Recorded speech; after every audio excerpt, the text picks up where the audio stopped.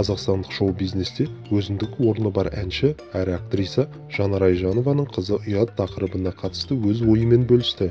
Айжұлдыз Адайбекова қазақ қоғамында бұрыннан тыйымдар өте көп екенін алға тартты.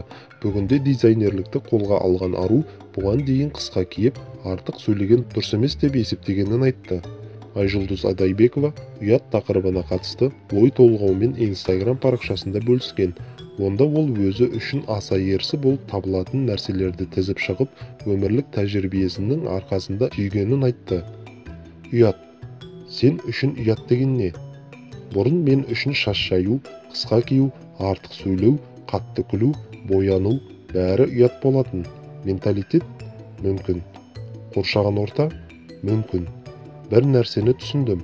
Адамға тыйым қойған сайын, ол одан әрі сол затты жасайды.